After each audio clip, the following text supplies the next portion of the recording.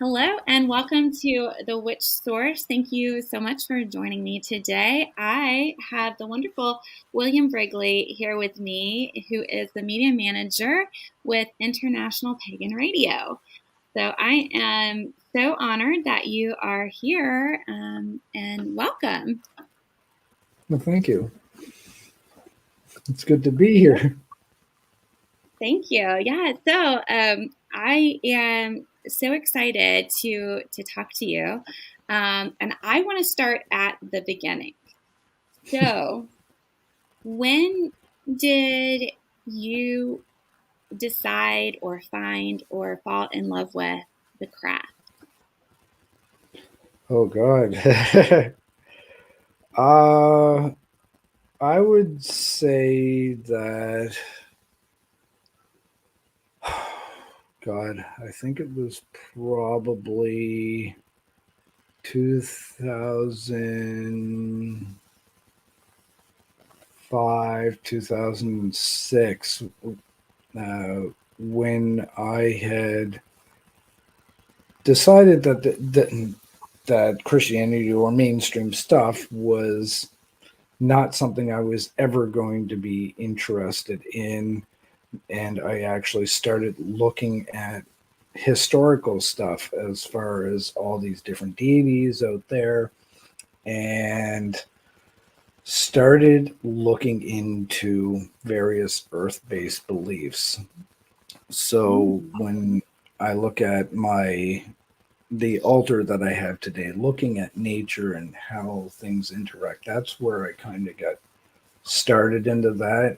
And um, it felt right for me, especially going out into nature and just feeling that sense that you get being close to everything. So that's really where I started. And then as I read more, not just about Wicca and earth based beliefs in general, but looking at the history, like archaeology and anthropology, and what the ancestors believed.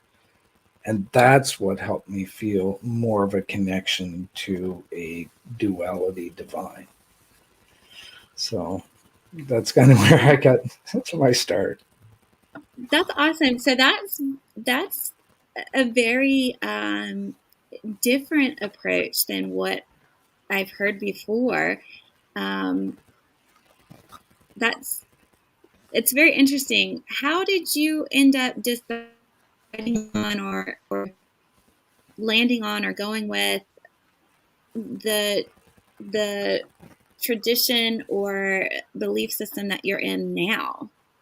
What was like the thing that made you say this is the one for me?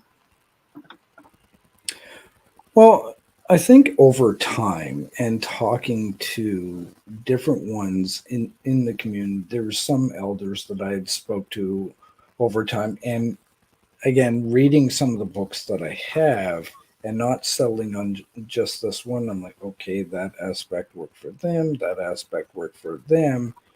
But then reading some of the lessons that were being taught, like that are general lessons that apply to a number of deities, whatever deity you're working with, it's like here is a guide that you can follow.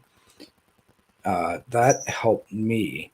Now I like Enlil and Enki personally, going back that far because of the historical factor and looking at the history of those deities. That's what really drew me in. So um, I know that they are male kind of deities, and there's a few that I toss in there for a balance. But that's what helped me settle on this is both the guides that were being provided from different authors and what was in archaeology. That is such a different approach. And I love that. Was there any part of your personal ancestry that you think played a part? Well, actually, it didn't come till later on that I found out Okay. more of my ancestry. I chose the path I did, and then just a few years ago, I had found out that my ninth great grandmother was in Germany on my mom's side was part of the persecutions, and uh, Oh, I have a copy of the original language and the translated text of her letters pleading for her life because she was being persecuted as a witch. And wow. she ended up escaping, but she was put on the pole and the fire was lit for her to be burned at the stake. But at the time that this fire was lit, a big rainstorm happened, and those who put her on the stake ran inside. Her family came out, grabbed her off the stake, and took off with her. She was pregnant, and she ended up giving Oh, birth to a son. So that's how that whole history came to be. that is incredible. Wow. Thank you for sharing that. I'm speechless. That's incredible. That's an incredible story. And then that's, wow, We something that only you have. we only learned of this a few years ago because a cousin of mine who's a historian was called over to Germany because there was renovations being done to a building over there, and they ripped the walls apart and found all these papers inside the wall, and some of them were uh, Anna Marie's letters that she had written recounting that her brother had already been persecuted and other members of the family were persecuted, and she was pleading for her life to the Lord of the land to intervene in this, and she ended up being able to escape. It just happened to be this weather phenomenon happened, and her family got her out of there. That's just incredible. I mean, you literally would not be here right now if it wasn't Pretty for much, that, yes. that rainstorm. Um, wow. Wow. Okay. So, random fun question. Do you feel like extra magical when there's a rainstorm? I do. I felt that way even before learning about that. And I have to give credit to my late wife for that because she was always pointing that out, that there was like more energy in the air and that, can you feel that? And just giving me that drive, that sense that yes, there was all this around you, this energy during rainstorms and thunderstorms and that. But yeah, that's where I was kind of odd as a child. I actually used to like watching thunderstorms, right? So I guess it just took her pointing that out. Right, right. Wow. And it makes it like came full circle and makes total sense. Yeah. That is so cool. That is awesome. Well, that's going to lead me to my next question, which I usually save till later to ask, but I want to ask it now. Um, was there a point in time in which you were like certain, without doubt, that magic is real and you have this connection to divine that, you know, nobody could ever change your mind on? Is there like some magical moment that you would be willing to share? I know not everybody wants to share their experiences, but if you have one that you'd be willing to share, I would love to hear it. Well, when I was younger, there were a few occasions where I have seen spirits, and growing older, trying to, what's the word I'm looking for? Reconcile myself with what I've seen, what I've experienced. I've experienced premonitions and visions and that. But at that time, that was highly frowned upon. And I'm like, well, Right. there has to be something more to this. And I know that I've experienced this. This is something that's real. So looking into this more as I got older, it's like, yes, this is absolutely happening with other people. It's not just me. So, yes, that is an absolute certainty. That was my justification again, that I'm not just going crazy or anything like that. There's more people like this out there. Wow. Wow. That's awesome. Would you be willing to share any of your premonitions or experiences you had? Um, there's been friends of mine that over time had said, "Oh yeah, well, can you tell me a little bit about my past, just to test the waters?" And that I'm like, Oh, "Are great. you sure?" And they're like, "Yes, absolutely." And then a friend of my wife's, I dug into her past, started telling her about it. Not all of it was good, and that she's like, "Okay, stop. I don't want to know more." And it was stuff that she experienced that was well before I've known her. Right. Um, I um, had seen things that I believe that were going to happen, like accident things like that. Hmm. I was hoping wouldn't come to pass, but Right. it Right. did. And there's been things I've been wrong about too. So I just got to accept that, you know, it's not all 100% going to happen. Um, Well, do you think that on the ones where maybe it didn't happen, that maybe the energy shifted or something changed, or maybe you somehow impacted it to change the outcome? I think so too. Like I've had premonitions in the past where I would be in an accident, and I'm like, okay, for some reason, I'm not going to go this route. I'm actually going to go this way, like when driving and stuff like that. Right. And I'd say, okay, well, I obviously didn't get into an accident, so maybe that changed the outcome. So who knows, really? Yeah, I definitely think that's a possibility because I think, once I believe, once you figure out how to recognize your gifts and work with your gifts, um, you can become pretty certain of them. Um, and I know we don't maybe necessarily always get it 100% right, but again, when you've worked with your gift and you've cultivated enough, um, I do believe, because it's just like, when you do any kind of divination, it's the energy at that moment. It's the energy that you are, you know, the projection that you are on at the time. And so if you change something based on what the divination has been telling you, I feel like you can shift and change the outcome.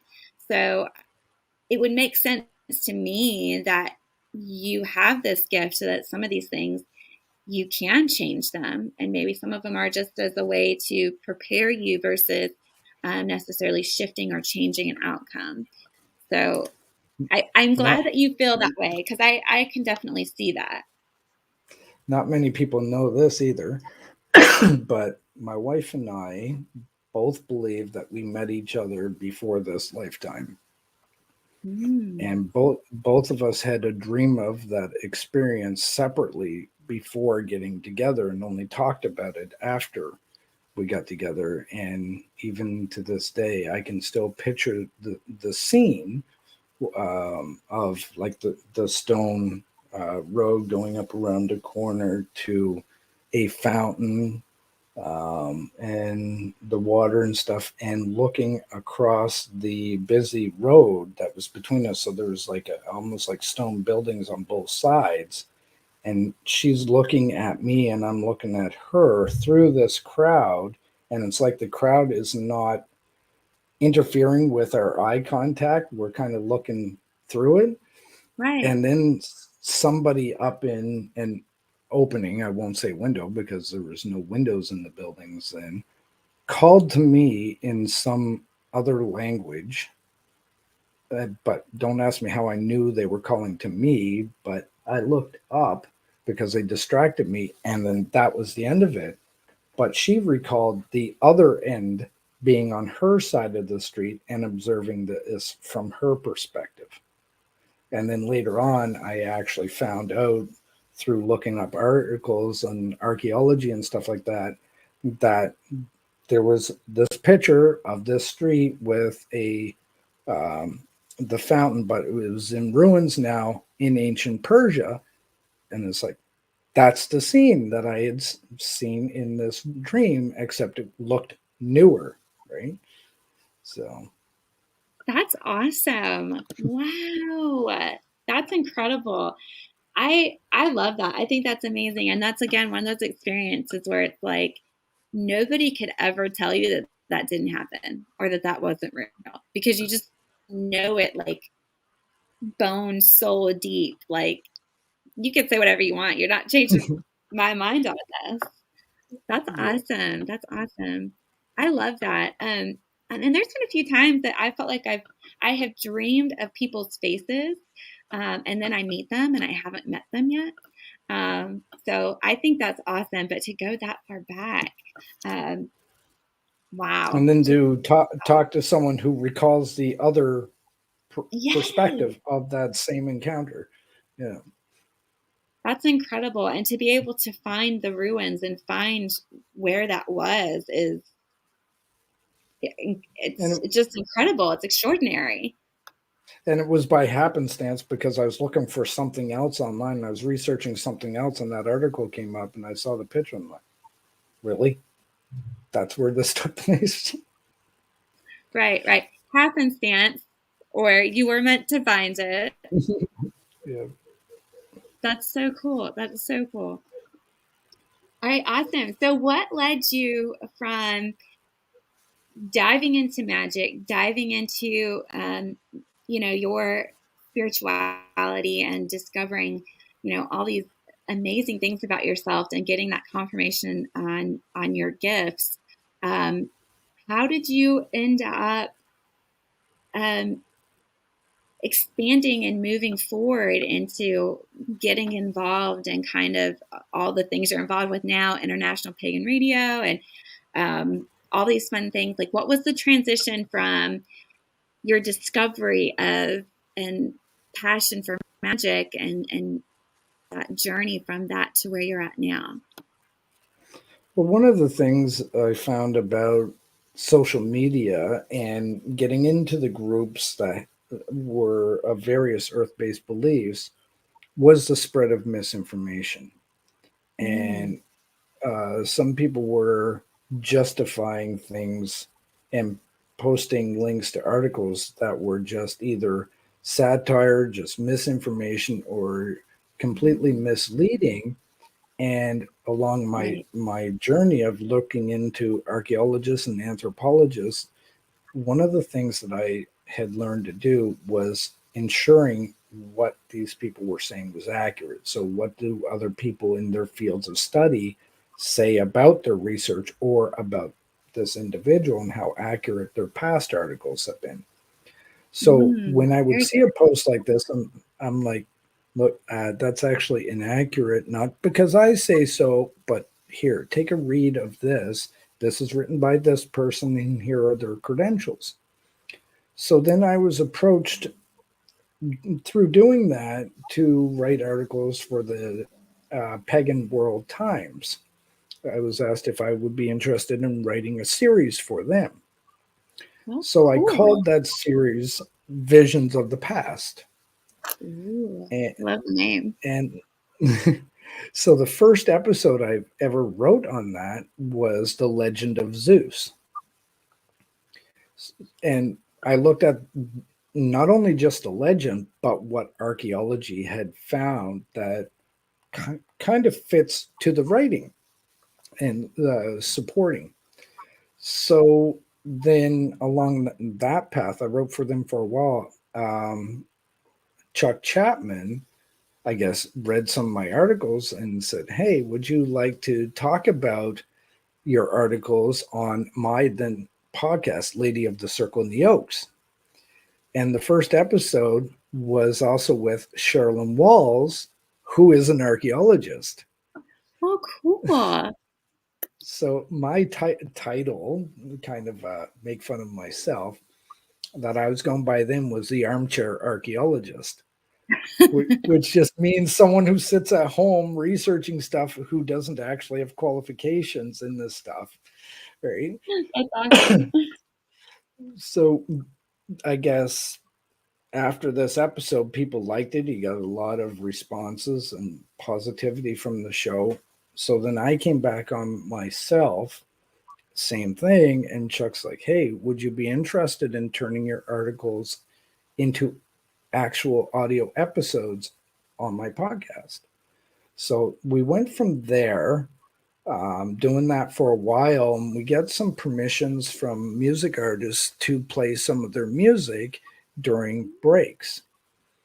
And Chuck and I got talking. It's like, look, we really want to give back to artists. We can't just play their work. We like to do something like pay royalties or something. So we were approached by this other guy named Jeremy and said, he's like, hey, I got an idea. Why don't we do something called International Pagan Radio? I'll fund it and all this. Great, fantastic. Chuck and I were on board with it. And he wanted a very specific logo and whatnot. So shortly before we were going to launch this project, Jeremy said, I can't do this. I got life stuff going on, and disappeared from the internet.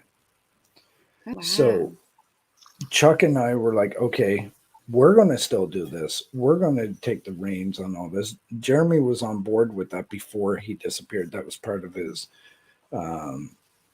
departure from the project.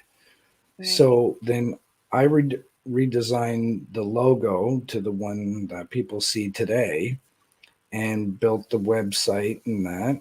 And we tried a couple of different platform suppliers, like audio player suppliers and that, till we got what we have today, where we're paying royalties to music artists and providing guidance to music artists on metadata and things of that nature. But it was just one step after another to build up to becoming our own streaming platform. Right. And along the way, learning what the laws are, what regulations are, like especially as the media manager, and coordinating with all these different music artists has been, I would say, a wonderful journey, getting to know all these different people. Right. I never thought I would even get to meet them in person until Starwood here. But I mean, yeah, it's just been kind of one thing after another over the last several years that have helped move this project forward to where it is now. That's awesome. That's amazing. So it was just like a series of serendipitous things that fell into place and created this wonderful platform and resource for people to be able to go listen to pagan music and discover new artists. And I love the fact that you're able to, really help the artists that are in this industry and help them get paid to continue to finance their gifts and be able to bring this music to us, to the public. That's incredible. So what happened after that? Like, where did you move to once you guys got the platform up and running? What was the progression to Starwood and the different areas in which you've spread into today from the original IPR? Well, the next phase of the project, excuse me, was listener interaction. We wanted the artists to be able to see how our listeners interacted and experience that. And so that was our social media pages and that, but also having a means where our listeners could vote for their favorite songs or request songs. And we added that feature to our website. So every song request, once there's enough requests, that song will play more often throughout a day, which also Okay. translate to more royalties for the music artists. Right. And every request counts towards a vote for that song for the top 20 hottest hits. So Okay. originally, my wife and I co-hosted the top 20, and many people already know that she had been diagnosed with cancer and got to a point where she couldn't do it anymore. And along comes Mojo Kemp, another fantastic music artist, and said, "Hey, there's not a whole lot I can do being out here in British Columbia, but I'm willing to help you with the show." So after my wife's passing, he stepped in as the co-host, and he's been helping me out ever since with the show. And then from there, moving forward with the top 20 hottest hits, an opportunity came up to go to Starwood. And for the longest time, I'm like, I can't do this. Like, I got 3 kids and myself. Um, and Melissa Anderson, who also runs the Cauldron, said, "Hey, we will fund the hotel stay down here if you will just come down." Right. So managed to make things work, and we ended up driving from Dartmouth, Nova Scotia, down to I think it was Palmbury, or yeah, the event took place in Palmbury, Ohio, and we stayed in Gallipolis, Ohio, at the hotel, and got to meet a whole bunch of people at a house that was being rented. Um, there was Harold Carter, Melissa Anderson, Oberon Zell Ravenheart, um, Prudence Priest, just a whole bunch of Serona Rose, just a whole bunch of people that were there. And I'm sorry if I missed anyone. There's just a lot of people. Right. Um, and it was just an amazing experience to finally meet these people in person and listen to their stories and interactions. I actually got opportunities to sit across the table from Oberon and talk about history and archaeology and things like that, which was quite interesting. Yeah. Oh, I'm sure. Yeah. There's Mhm. I feel bad because there's another musician that was there. Donovan and Ginger Ackley was there. Um, yeah, I'm just sorry if I missed anyone else. So we went to Starwood, and I actually got to meet David Wood in person. Surprised him there, and re-met up with Harold and a whole bunch of other people, and even Marin King and Brian Hinkey, lots of wonderful, wonderful music artists. That it was interesting because I'm looking to try to meet all these people, and I have a number of people that are trying to meet us and are saying, "Hey, can we take pictures with you?" And that I'm like, shouldn't this be working the other way around? Right. But Awesome. I guess the musicians really enjoy what we've tried to accomplish over the years, and it's just another method of not just being a platform, but connecting the music artists to the audience and to each other. So Right. we also run a private group, IPR Connect, for just us and the music artists and say, hey, you know what? This is a place to share ideas, to communicate with one another, to communicate directly with us. So if there's something that you would like to suggest we do with the platform, you're right there and you can message us directly. And this is what it's become, really. That's incredible. That's incredible. So how does how has IPR collaborated with other platforms to really make a difference for the artist? Well, recently we collaborated with the Cauldron Radio for the Song of the Year Award, and that was taking all those listener votes from throughout all of last year, and Melissa took all the listener votes from her station from last year, and we combined those and tallied all the votes for the Song of the Year Award. And the whole premise behind the Song of the Year was to show that platforms can work together. We are different than the mainstream music industry that way, where we're not in competition with each other. We're not competing for an audience here. We are all about community.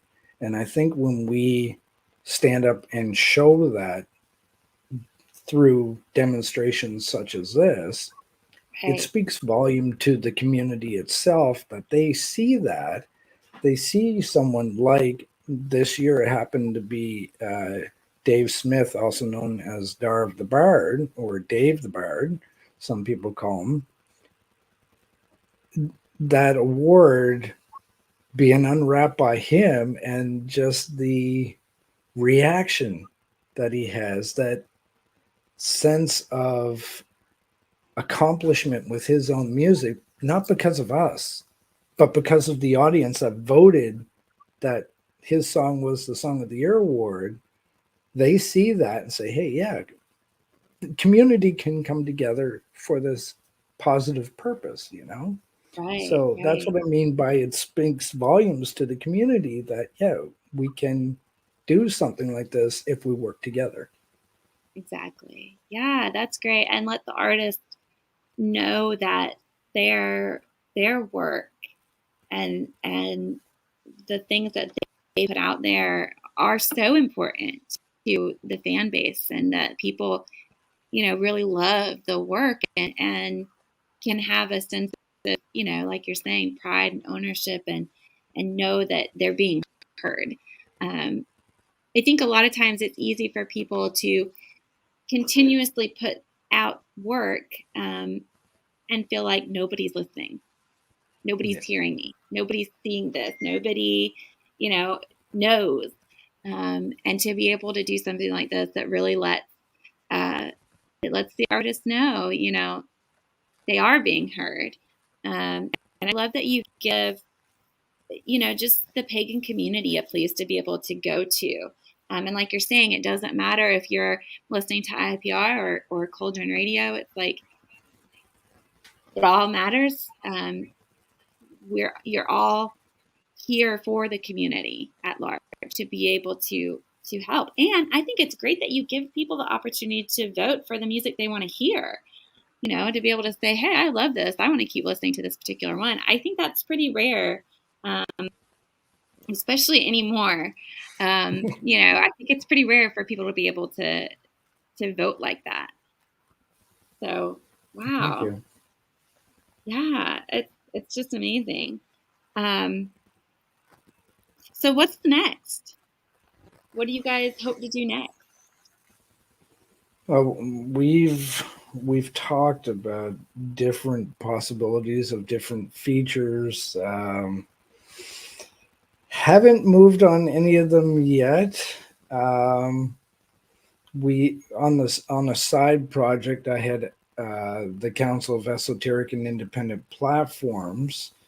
That's kind of separate from IPR in one sense. In another, it was, we can share how we've done things, or the Cauldron could share how they've done things, or this music artist could share how they've registered their music or how they've made this music video.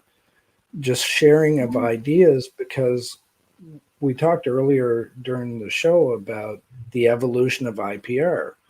Well, how did we get there? What technologies did we use to be able to make this happen?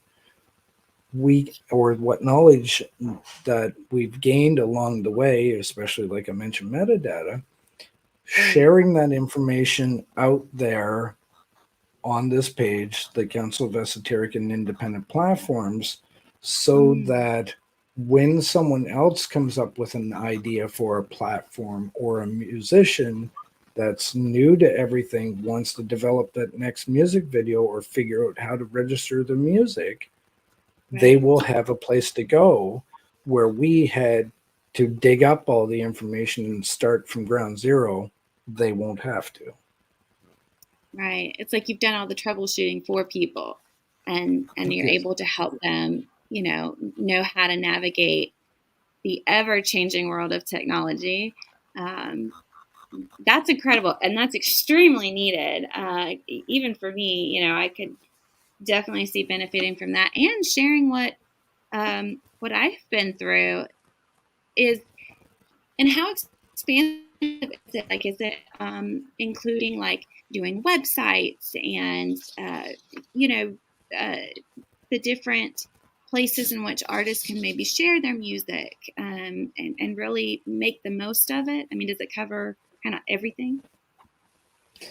Well, yeah, like for example, when we spoke about metadata, there was the guy that was behind Aerosmith and other bands that I shared a Oh, guide that they produced on why it's important. And it's like, this guy is behind one of the biggest bands in rock history yes. that is given this breakdown.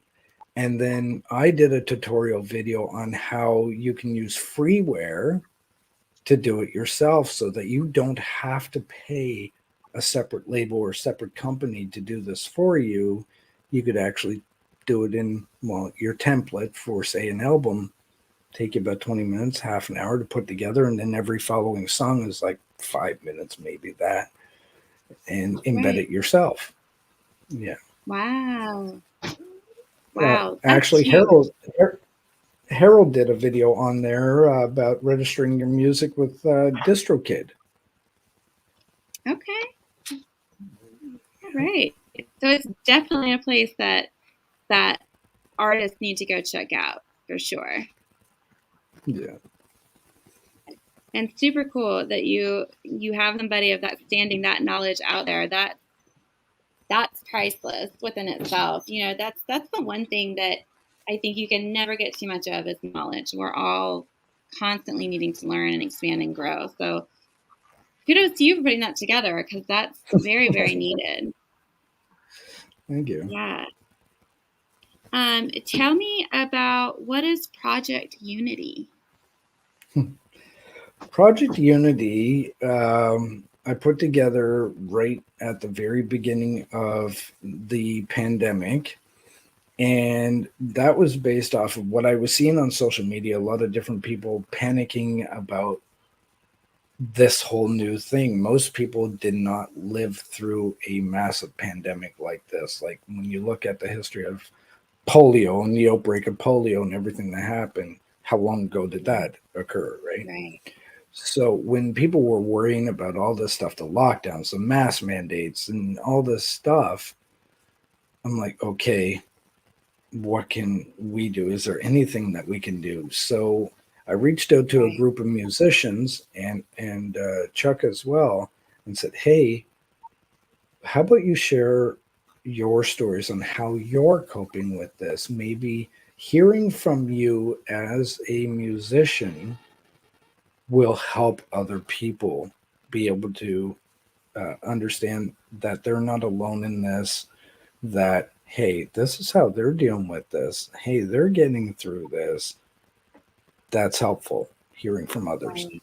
So I think there was about 15 different people that participated in this, like Cloud the Pagan Rapper to Derek the Bard, Simone Papa from Mater Dei, and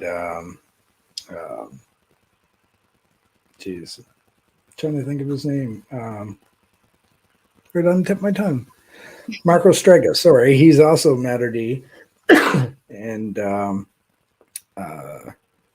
George Nicholas of Carnunas Rising, Ginger Ackley, David Wood. There's just a whole bunch of these different people. That video is still on our YouTube channel for people to check out. But that was the point behind that, is just to reassure people that they're not going through this alone, that here your favorite musicians are also dealing with this, and this is how they're coping through it. So right. Yeah, that's wonderful. And I think at some point in our lives we all kind of go through this point when we feel isolated and we feel alone. And so even though for the most part it seems like COVID has passed, even though I hear rumors that it might be coming back, I think it's good for anybody, even moving forward, that maybe has a moment of just feeling isolated or having hardship, or, maybe struggling with things like, depression or things that make people feel alone. Maybe it's something they would want to check out as well and see, like, what are some things they can do or try to come out of that and rise above. Because that's always a good thing. Mental health is so important. And I think that's one thing that I love about the magical community and just magic and paganism in general is it's not just about the magic. It's about encompassing, your mind, emotions, body, soul, everything, and creating, strength in all the different aspects. And that's how you get your most powerful, your most magical. And so I think that would really help a lot of people that are maybe struggling with some of the other areas, and, help them rise above and get that strength, and at least get them started maybe in the right path. So I think that's wonderful. I'm glad that's out there. And, I think it's still very relevant today. And hopefully in the future, we won't have another COVID outbreak. Yeah. And mental health, you mentioned mental health, that is important to be able to deal with and cope with, and understand that you're not alone in that either. I myself am diagnosed with anxiety, and I do get support with that, and I do see people talking about that online, and I know I'm not alone in this, and been able to talk to a number of people about it. And I'm mentioning that here just so people are also aware you can be a media manager of a music platform and still deal with something like anxiety. Oh, absolutely. And I think it was something that so many people were kind of left with in the aftermath of COVID and having to go back out into the world. We all found a way to cope with and deal with the lockdowns and shutdowns. And then we all had to rediscover how to be social again, not on the internet, Yeah. And I think there was a big layer of anxiety that came with that. And so I think even a lot of people that maybe never struggled with something like that in the past, I think it's something that came up for a lot of people. And yeah, there's definitely resources out there to help. So thank you for sharing, and thank you for Project Unity for sure. You're welcome. So moving forward, is there anything coming up that you would want to share or talk about? I don't think so much right now, except for new music coming to IPR. I'm in the process right now of going through metadata and actually working with a couple of music artists and giving them screenshots of what their stuff looked like before and after. So sometimes if they, not everyone is tech savvy and stuff, can do it on their own. So I don't mind helping out. So there's just a couple right now that I'm helping out with, waiting to get some more music from them and that. And that is should be coming to IPR within maybe the next week or two. So always new music coming. Yeah, no, that's great. That's wonderful. And so let's say an artist wants to get involved or submit their music to IPR to maybe be considered or added. What does that process look like? Well, actually, all they need to do is email me at media@internationalpaganradio.com. Let me know who they are, and they can email me their music files there, or through Dropbox at the same email address. Excuse me. And I just asked them for, like, if they're sending me an album of songs, what's the name of the album? What's the track number? I need the song title and where they sell their music. So that's really important, because if they don't do it, I will help them embed the link to where they sell their work, because when their song plays in our player, there's actually a buy button in the player, so the listener can click on that and be taken directly to where the artist sells their stuff. That's Nice. not a port forward thing that we make money on. That is just us pointing the listeners to where the artists sell their work, because we want our listeners to buy from the artists. Right. That's where artists actually make their money, is selling their music and doing concerts and that. So we want to help the artists in that regard. That's wonderful. That's wonderful. Wow, that's awesome. I think that would be helpful in a lot of other places as well, but I love that you guys are doing that, because that's great. And like you're saying, that it's not for you, it's strictly for the artist. And I think that says so much about your organization in general, that you are doing so much to help pagan artists, sell their music and make money off of their music and the work that they put into it, and helping the audience, find these people. So that's incredible. So I have a couple more questions for you. Okay. When you were getting started into the craft and your own way of finding magic and getting involved, what would you recommend as the top 3 books if somebody was wanting to get started, or maybe advance, or whatever it is for you? What would be the top 3 must-have books? I do know Raymond Buckland's Book of Witchcraft. That was a good read. I actually enjoyed the Wiccan Handbook by Elaine Holland. And I'm trying to think of the third one. I got a whole bunch of books down here. I have a bazillion books too, but picking their top 3, it's hard to do. Yeah.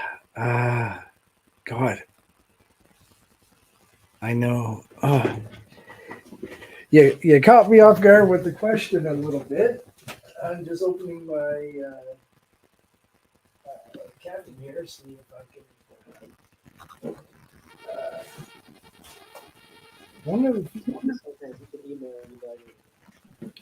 One series I actually like reading is the Llewellyn's Witch's Companion. It's just an almanac for contemporary living. So, oh wow, okay. I got one in my hand now. This one's actually from 2015, but this is just the one I grabbed out of my series of books. Um, Yeah. uh, like just like you, I got a whole bunch of different books everywhere. But it's not so much telling you how to, like a step by step guide to how to follow a specific path. It's just Mhm. a broad range of general knowledge. You know what I mean? That can be Okay. applied pretty much anywhere. Um, Right. Elaine Holland's book, yes, it does focus on the aspect of Wicca, but the way she writes it is you can be following any Wicca path you wish. This is how I did mine. This is what worked for me. Right. Right. But she's Right. very open to not being so focused on this is the only way. She's just saying this is again what worked for me. Right. Wonderful. Okay. Well, thank you for sharing those. And my final question: if there were three people that you wanted to thank, who would they be? Top of the list, Chuck Chapman, the manager of International Pagan Radio, because uh, he just kind of read my work and went down this whole path with me from just a guest on his show to where we're at today. And now we're, I would say, best friends that we finally got to meet in person. Um, After I left Starwood, carried on to Greensboro, North Carolina, just to meet him, another almost 4 hour drive. Not that But far from me. That's awesome. he's been there for me and even for my wife and kids ever since that. And I think that first conversation took place in 2008 up till present day. The second person I would thank is Mojo. He stepped into some pretty big shoes to fill when it came to my wife and has been a very good friend, helping me and the kids through that sort of stuff. And Melissa Anderson being the third person. And that was her idea for the song of the year. And Melissa's been another person who off the side, separate from platform stuff, she's had a good many conversations with me about personal stuff. Again, going through all the things we did over the last few years, and has been there 100%. She used to have conversations with me, with my wife, and that from home, from the hospital, everything that goes well beyond just conversing about music, just being an owner of a platform or Fringe TV and all these other projects that she is involved in, because she's involved in a lot. But this was very personal. This was her taking her time to say, I'm helping you with all this. And, when people do stuff like that, that's, there's no words to describe the things that the appreciation you feel for those who do that stuff for you. So, Right. Right. Well, it sounds like you have found a beautiful home and family through the craft and going down that road and trusting yourself and walking the path. So thank that's you. I incredible. would, I would just jump back to your other question there. People who are trying to find their own path, I would also encourage people to learn about history too, through real archaeology and anthropology, to understand what the past was really about and what really happened. You know, not Right. just online articles, general articles too. Right. Yeah, and that was your start too, and I love that. Like I said, that was so unique. Um, Out of the people I've interviewed, the fact that you very much blended the archaeology and the history in with your craft and your path is, I love it. I love history. It's one of my favorite things, and so you very much spoke to me with that. Um, so yes, I would highly agree with what you're saying. Absolutely.